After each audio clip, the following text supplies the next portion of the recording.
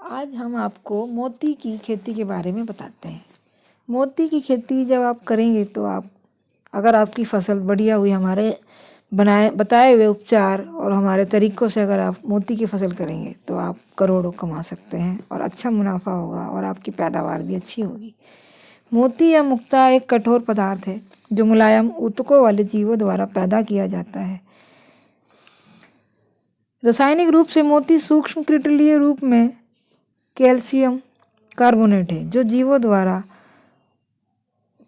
Deposit करके बनाया जाता है। आदर्श मोती उसे मानते हैं जो गोल और चिकना हो, किंतु अन्य प्रकार के मोती भी पाए जाते हैं। अच्छी गुणवत्ता वाले मोती प्राचीन काल से ही बहुत मूल्यवान होते हैं और इनको लोग रत्न के रूप में या सौंदर्य प्रसाधन के रूप में उपयोग करते हैं। इसके प्रकार क्या है वो मैं आपको बताती हूँ। मोती 3 प्रकार के होते हैं। नंबर 1 है कैविटी।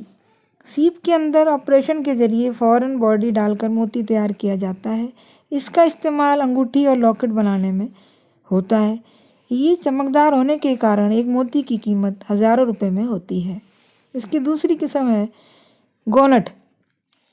इसमें प्राकृतिक रूप से गोल आकार का मोती तैयार होता है। मोती चमकदार व सुंदर होता है। एक मोती की कीमत आकार व चमक के अनुसार 1000 से 50,000 तक होती है।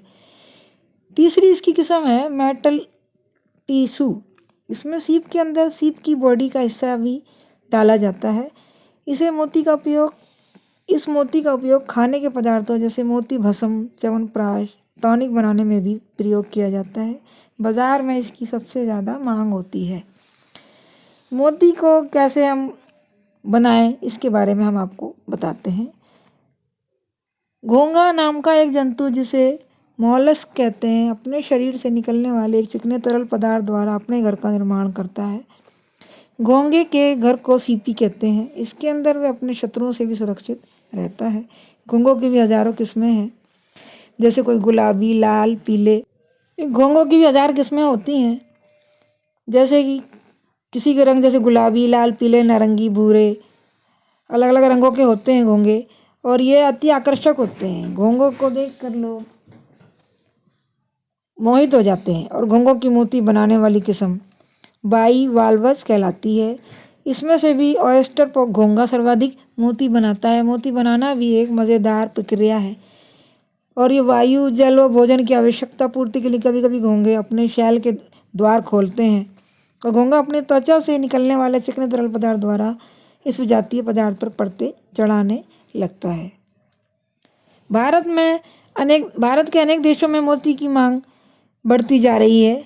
लोग मोती के लिए बहुत सारे व्यापार भी खोल रहे हैं और ये मोती का व्यापार बाहर विदेशों में भी चल रहा है। अपनी घरेलू मांग को पूरा करने के लिए भारत अंतर्राष्ट्रीय बाजार से हर साल मोतियों का बड़ी मात्रा में आयात करता है और इससे आप काफ़ी मुनाफा कमा सकते हैं। मोती की खेती के लिए सबसे अनुकूल मौसम शरद ऋतु यानी अक्टूबर से दिसंबर तक का समय माना गया है। सर्दियों में जब सर्दी शुरू होने वाली होती है, अक्टूबर से लेकर दिसंबर तक का समय होता है। कम से कम 10 गुणा 10 फीट या बड़े आकार के तालाब में मोतियों की खेती की जा सकती है। मोती के लिए 0.4 हेक्टेयर जैसे छोटे तालाब में अधिकतम 25,000 सीप से मोती उत्पादन किया जा सकता है। खेती शुरू करने के लिए किसान को पहले तालाब, नदी आदि से सीपों को इकट्ठा करना होता है और इन्हें खरीदा भी जा सकता है। इसके बाद प्रत्येक सीप में छोटी सी शल्य क्रिया के उत्पादन उपरांत इसके भीतर 4 से 6 मीटर व्यास वाले साधारण या डिजाइनदार बीड़ जैसे गणेश, बुद्ध, पुष्प आकृति आदि डाले जाते हैं। फिर सीप को बंद किया जाता है। इन सीपों को नायलॉन बैग में 10 दिनों तक एंटीबायोटिक और प्राकृतिक चारे पर रखा जाता है।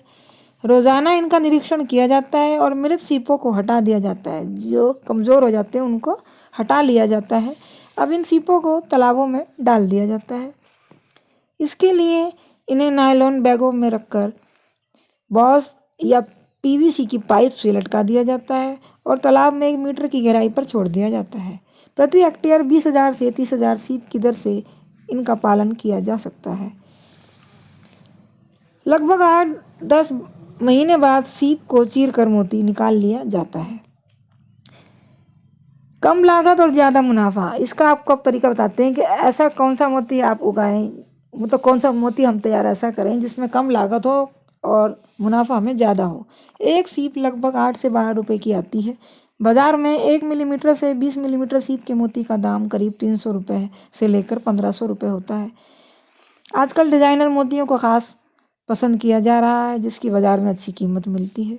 सीप से मोती निकाल लेने के बाद सीप को भी बाजार में बेचा जा सकता है। सीप द्वारा कई सजावटी सामान तैयार किए जाते हैं। कुछ आर्टिकल भी सीप से बनाए जाते हैं, गुलदस्ते, झालर वगैरह।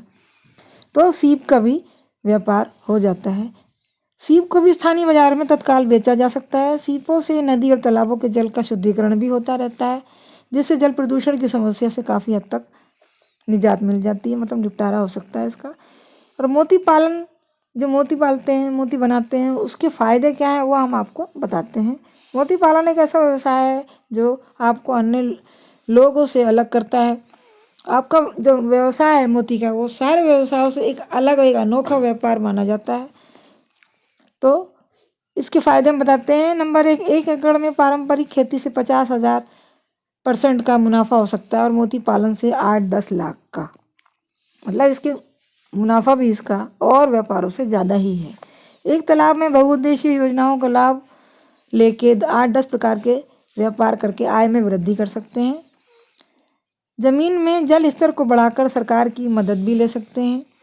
बचे हुए सामान से हस्तकला उद्योग को बढ़ावा भी मिलेगा। जो सीप बच जाती हैं उससे जो आर्टिकल बनते हैं, तो हस्तकला का भी इसमें एक नया अलग व्यापार आप बना सकते हैं। यदि महिला वर्ग इस व्यवसाय में आते हैं, अगर लेडीज़ अगर इस व्यवसाय को करना चाहती हैं तो ज़्यादा फायदे हैं, क्योंकि मोती के आभूषण के साथ साथ मदर ऑफ पर्ल का भी फायदा ले सकते हैं।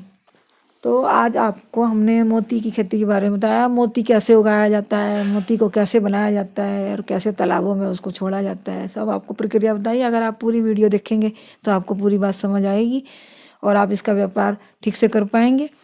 और हमारी इस वीडियो से आपको कितनी जानकारी मिली, और अगर हमारी वीडियो आपको पसंद आई हो तो लाइक कीजिए, शेयर कीजिए, कमेंट कीजिए और हमारे चैनल को सब्सक्राइब कीजिए। धन्यवाद।